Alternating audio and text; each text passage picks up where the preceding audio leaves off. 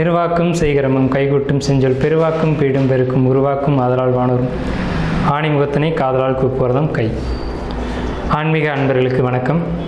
நாம் இந்த டாப்பிக்கில் பார்க்கக்கூடிய தலைப்பு அப்படிங்கிறது 12 ராசி அல்லது 12 லக்னங்கள். இந்த 12 ராசிக்காரங்களும், அதாவது குறிப்பிட்ட அந்த லக்னக்காரங்க, இந்த ராசிக்காரங்க போய் வழிபட வேண்டிய கோயில் எது, போகக்கூடாத கோயில்கள் எது அப்படின்ற விஷயத்தை தான் நம்ம பார்க்குறோம்.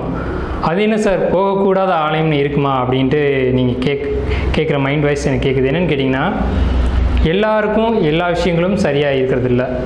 அப்போ ஒரு சிலருக்கு ஒரு சில ஆலய வழிபாடுகள் சாதகமாக இருக்குது, ஒரு சிலருக்கு ஒரு சில வழிபாடுகள் பாதகமாக இருக்குது. இப்போ அவங்கவுங்களுடைய கிரக நிலைகளை பொறுத்து அது நம்ம அமையுது. இப்போது நம்ம ஒரு காய்ச்சல் போனோம் அப்படின்னா காய்ச்சலுக்கான மருத்துவத்தை மட்டும்தான் நம்ம எடுத்துக்கணும். தலைவலிக்கான மருத்துவத்தை எடுத்துக்கிட்டோம் அப்படின்னா அது தப்பாயிடும்.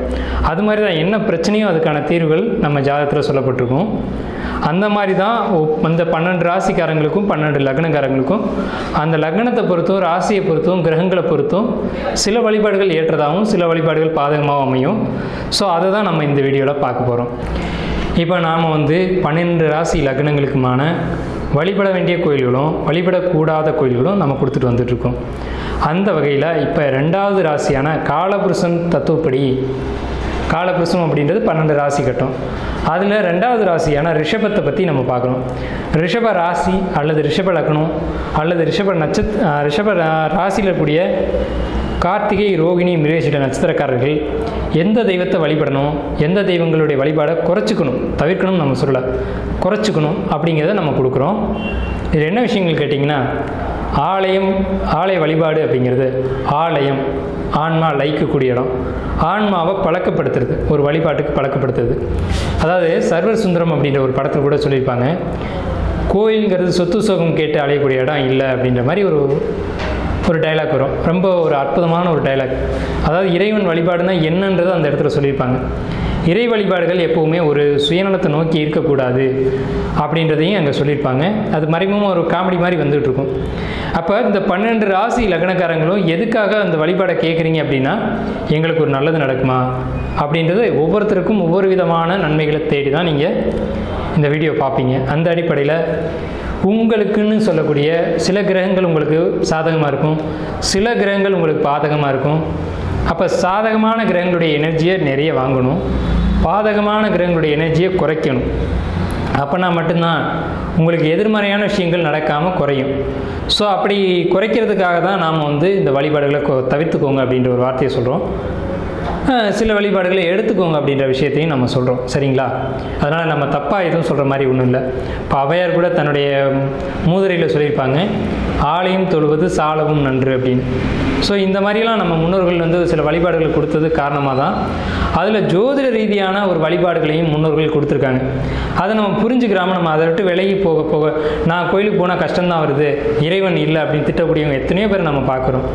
அப்படி இறைவன்லாம் இல்லாமல் இல்லை, இறை சக்தி மட்டும் ஒன்று இல்லை அப்படின்னா மனிதர்கள் பூமியில் வாழவே முடியாது. ஒவ்வொரு நிமிடமும் மனிதர்கள் நோக்கி இறை கதிர்கள் வந்துக்கிட்டே தான் இருக்குது. அதன் மூலமாக தான் நம்ம அந்த பிரபஞ்சத்தில் வாழ்ந்துக்கிட்டு இருக்கிறோம்.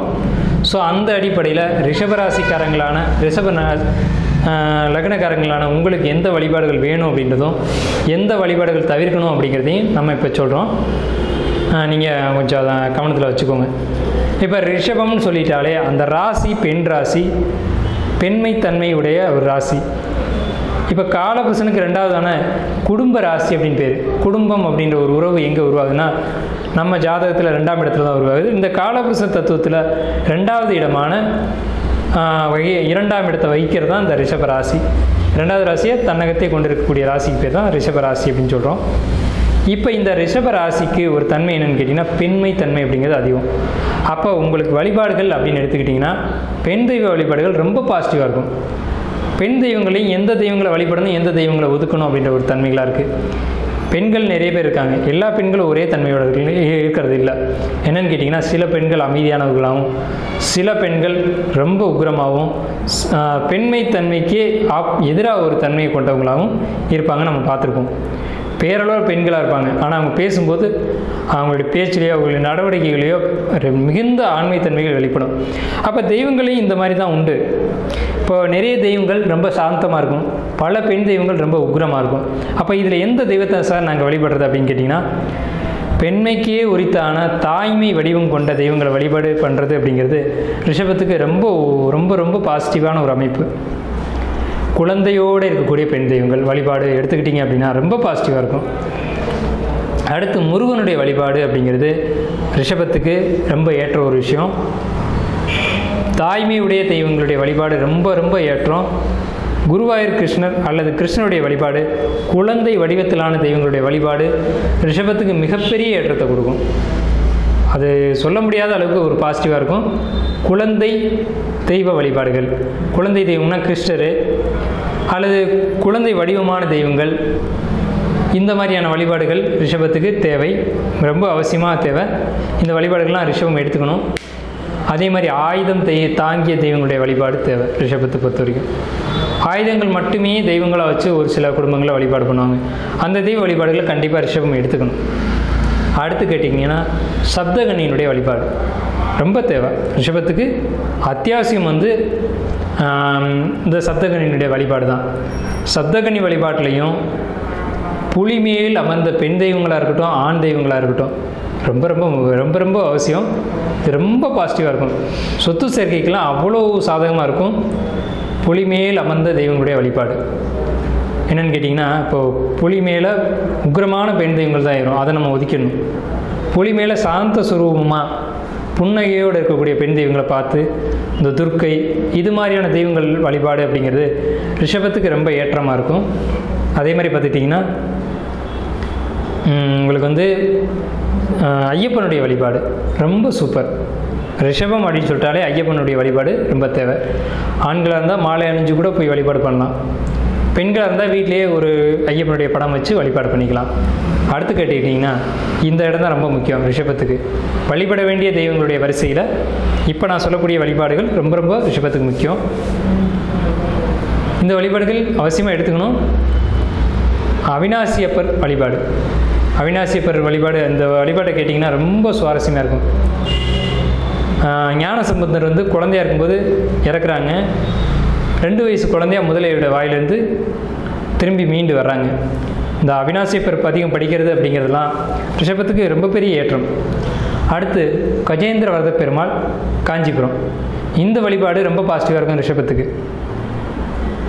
காஞ்சி வரதராஜ பெருமாளுடைய வழிபாடு, கஜேந்திர வரதராஜ பெருமாளுடைய வழிபாடு ரிஷபத்துக்கு அவசியம் தேவை. அதுலேயும் குறிப்பாக திருச்செந்தூர் முருகனுடைய வழிபாடு ரிஷபத்துக்கு ரொம்ப ரொம்ப ரொம்ப ஏற்றம். எந்த ஒரு விஷயத்தையும் பாசிட்டிவாக மாற்றி கொடுக்கும். உங்களுக்கு ஒரு தேவை இருக்கா, இவரை பிடிங்க, கண்டிப்பாக சக்ஸஸ் ஆகும்.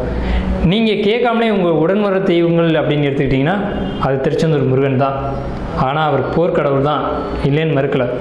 போருக்கென்றே உருவாக்கப்பட்ட கடவுள் தான் முருகன். இருந்தாலும் இந்த ரிஷப ராசி, ரிஷப லக்னம் இவங்களுக்கெல்லாம் ரொம்ப பர்டிகுலராக பாசிட்டிவான ஒரு அமைப்பில் இவர் இருப்பார். யார்? திருச்செந்தூர் முருகன். சரி, இப்போ வழிபட வேண்டிய தெய்வங்கள்லாம் நம்ம ஒரு லிஸ்ட்டை கொடுத்து முடிச்சிட்டோம். வழிபடக்கூடாத தெய்வங்கள் அப்படிங்கிறத நம்ம இப்போ எடுப்போம். சரிங்களா? இப்போது பர்டிகுலராக வழிபட வேண்டிய தெய்வங்கள் வரிசையில் கணபதி வழிபாடு ரொம்ப ரொம்ப ரொம்ப அவசியம் ரிஷபத்துக்கு. திருப்பதி பெருமாளுடைய வழிபாடு ரொம்ப ரொம்ப ரொம்ப முக்கியம் ரிஷபத்துக்கு. இவங்கெல்லாம் உங்களை ஆசீர்வதித்து கொண்டே இருப்பாங்க எந்த நேரமும். யார்? கணபதியும் திருப்பதி பெருமாளும். அதே மாதிரி கடற்கரைகளில் இருக்கக்கூடிய கடற்கரையில் காவல் தெய்வங்களாக இருக்கக்கூடிய தெய்வங்கள், இது நம்ம குலதெய்வங்கள் வரிசையில் வரும். சிலருக்கு ரொம்ப உக்ரமான தெய்வங்கள், உக்ரம் தனியாத தெய்வங்கள்லாம் என்ன செய்யும்னா நீர்நிலைகள், ஆறுகள், ஆற்றுப்படுகைகள் இதெல்லாம் தாண்டி கடற்கரைக்கே போயிடும். உக்ரம் தணிக்க முடியாமல் கடற்கரை எல்லைக்கே போயிடுவாங்க. இந்த குலதெய்வங்கள் வரிசையில் வரக்கூடிய தெய்வங்கள்லாம் ரொம்ப உக்ரமாக இருக்கும். அவங்களாம் ரொம்ப கொடூரமாக தங்களுடைய வம்சத்தை காத்தவங்களாக இருப்பாங்க. அந்த உக்ரம் தனியாமல் இருப்பாங்க. அவங்க அந்த உக்ரத்தை தணிச்சிக்கிறதுக்காக கடற்கரை எல்லைக்கே போயிருப்பாங்க. அப்போ பெரும்பாலும் இந்த குலதெய்வங்கள் கடற்கரையில் இருந்தது அப்படின்னா ரிஷபத்துக்கு ரொம்ப ஏற்றம். அந்த குலதெய்வத்தை பிடிச்சிக்கோங்க. கடற்கரையில் போய் செவ்வழனி வாங்கி வச்சு வழிபாடு பண்ணுங்கள். எந்த ஒரு ராசி, எந்த ஒரு லக்னத்துக்குமே குலதெய்வ வழிபாடு ரொம்ப முக்கியம். குலதெய்வத்தையும் எப்படி வழிபடணும்னு கேட்டிங்கன்னா, பலருடைய குலதெய்வங்கள் தெரியாமல் இருக்கும், பலருடைய குலதெய்வங்கள் வழிபடாமல் இருக்கும், பலருக்கு குலதெய்வத்தை வழிபடுறதுல இஷ்டம் இல்லாமல் இருக்கும், சிலருக்கு இஷ்டம் இருந்தும் அதை வழிபட முடியாமல் இருக்கும். இப்போ இவங்களுக்கெல்லாம் நான் ஒரே தீர்வாக சொல்கிறேன், இளநீர் தான் தெய்வங்களை சாந்திப்படுத்தக்கூடிய ஒரே பொருள். நீங்கள் கோடிக்கணக்கில் செலவு பண்ணணுன்ற அவசியம்லாம் இல்லை.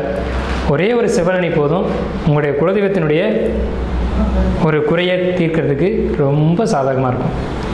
ஸோ இந்த விஷயத்தை நீங்கள் ஃபாலோ பண்ணுங்கள். யாருக்காக இருந்தாலும் ரொம்ப பாசிட்டிவாக இருக்கும். 12 ராசி, 12 லக்னம், எந்த நட்சத்திரம், எந்த ராசியும் தேவையில்லை. உங்கள் ஜாதகமே தேவையில்லை. உங்கள் ஜாதகம் தெரியாட்டியும் பரவாயில்ல, இதை பண்ணுங்கள். என்ன குறைகள் இருந்தாலும் உங்களுக்கு சரி, குழந்தை இல்லை, திருமணம் நடக்கலை, குழந்தை இருந்தால் அடுத்த குழந்தை இல்லை, ஆண் வாரிசு இல்லை, இப்படி என்ன குறைகள் இருந்தாலும் சரி, ஒரே ஒரு செவ்வழனியை நீங்கள் வாங்கி வச்சு நீங்கள் இருக்க இடத்துல ஃபாலோ பண்ணுங்கள். உங்கள் குலதெய்வத்தை நினச்சி தெரிஞ்சிருக்கும், தெரியாமல் இருக்கும், எந்த தெய்வமாக இருந்தாலும் வந்து ஏற்றுக்கணும்னு சொல்லி ஒரே ஒரு இளநீர் மட்டும், செவ்வழனியின் மட்டும் வாங்கி வச்சு நீங்கள் வழிபாடு பண்ணிட்டீங்க அப்படின்னா, ஆத்மார்த்தமான வழிபாடாக இருக்கணும். வழிபாடு பண்ணிட்டீங்க அப்படின்னா உங்களுக்கு நீங்கள் வேணுனது கண்டிப்பாக கிடைக்கும். இதை நம்ம பல பேருக்கு கொடுத்து ரொம்ப பாசிட்டிவாக இருக்குது, நிறைய பேருக்கு பாசிட்டிவாக இருக்குது. ஸோ இதை ஃபாலோ பண்ணுங்கள். அடுத்து வந்து வழிபடக்கூடாத தெய்வங்கள் அப்படின்ற வரிசையில் என்ன இருக்குது அப்படின்னு பார்த்தீங்கன்னா, பெண் தெய்வங்கள்லேயே உக்கிரமான பெண் தெய்வங்கள், காவல் தெய்வத்தோடு இருக்கக்கூடிய பெண் தெய்வங்கள், சில இடங்களில் ரொம்ப ரேராக இருக்கும் காவல் தெய்வம், பெண் தெய்வங்களே காவல் தெய்வங்களாக இருக்கும். அந்த மாதிரி வழிபாடுகள் நீங்கள் எடுத்துக்கூடாது. குறிப்பாக ரிஷபம் அப்படின்னா காமாட்சி, மீனாட்சி, இந்த மாதிரியான வழிபாடுகள் உங்களுக்கு பாதிப்பை கொடுக்கும். அதுக்கு பதிலாக தான் தாய்மையுடைய பெண் தெய்வங்கள் எடுத்துக்கோங்க அப்படின்னு நம்ம சொல்லியிருக்கோம். சாந்தமான பெண் தெய்வங்களை வழிபாடு எடுத்துக்கோங்க அப்படின்னு நம்ம சொல்லியிருக்கோம். இதுக்கு நேர் மாறாதான். அதே மாதிரி பார்த்துக்கிட்டிங்கன்னா, ஒரு முக்கியமான நகரங்களில் இருக்கக்கூடிய பெண் தெய்வங்களுடைய வழிபாடு உங்களுக்கு நல்ல ஒரு விதத்தில் இருக்காது. அதை நீங்கள் முடிஞ்ச வரைக்கும் குறைச்சிக்கணும். அந்த தெய்வங்களை வழிபட்டிங்கன்னா உங்களுடைய கிரக அமைப்புகள் ஒரு நெகட்டிவான கிரகங்களுடைய, அதாவது எதிர்மறையான கிரகங்களுடைய எனர்ஜி கூடி உங்களை பாதிக்கிறதுக்கான ஒரு வாய்ப்புகள் உண்டு. ஸோ நீங்கள் வழிபடக்கூடாத தெய்வங்கள் வரிசையில் அனுமன் வழிபாடு உங்களுக்கு சாதகமான ஒரு அமைப்பை தராது. அதே மாதிரி உங்களுக்கு சித்தர்களுடைய வழிபாடுகள் முடிஞ்ச வரைக்கும் குறைச்சிக்கணும். சித்தர்கள் நேரடியாக வழிபடாமல் முருகனை வழிபடுங்க அப்படின்னு சொல்லிட்டேன். சித்தர்களுக்கெல்லாம் தலைவர் தான் முருகன். அதனால் நீங்கள் டைரெக்டாக முருகனை படிச்சுக்கலாம். சித்தர்களை வழிபடலையே அப்படின்ற குறை உங்களுக்கு வேண்டாம். அதுக்கு பதிலாக தான் நான் வந்து இப்படி கொடுத்துருக்கேன். அதாவது திருச்செந்தூர் முருகன்ட்டே நீங்கள் சரண்டர் ஆகிடுங்க அப்படின்னு சொல்கிறேன். கண்டிப்பாக தேவை அப்படின்ற இடத்துல திருச்செந்தூர் முருகனை வச்சுருக்கேன். நீங்கள் வந்துட்டு குறிப்பாக சித்தர்களுடைய வழிபாடு உங்களுக்கு சிறப்பு இருக்காது. அதே மாதிரி அமாவாசை, பௌர்ணமி நாட்களில் சித்தருடைய வழிபாடு, குறிப்பாக நீர்நிலைகளில் குளிச்சுட்டு போய் வழிபாடு பண்ணுறது ரிஷபத்துக்கு ஆகாது. ஸோ இதை தெளிவாக கவனிச்சுக்கணும். ஆஞ்சநேயருடைய வழிபாடு, அனுமனுடைய வழிபாடு உங்களுக்கு கூடாது. சித்தருடைய வழிபாடு கூடாது. அதே மாதிரி அழகர் கோயில், கள்ளழகருடைய வழிபாடு உங்களுக்கு செட் ஆகாது. யாருக்கு? ரிஷபத்துக்கு. இதெல்லாம் செட் ஆகாது. இந்த 3 வழிபாடுகள் தான் உங்களுக்கு கூடாதுன்ற வரிசையில் கொடுத்துருக்கேன். நீங்கள் எடுத்துக்க வேண்டிய வழிபாடுகள் நான் நிறைய கொடுத்துருக்கேன். நல்லா நீங்கள் அதை ஃபாலோ பண்ணலாம். இந்த வழிபாடுகளும் நீங்கள் எடுத்துக்க வேண்டிய வழிபாடுகளும் எடுத்துக்கூடாத வழிபாடுகளும் நம்ம தெளிவாக கொடுத்துருக்கோம். இதை நீங்கள் பின்பற்றி பயனடைய நமது வாழ்த்துக்கள்.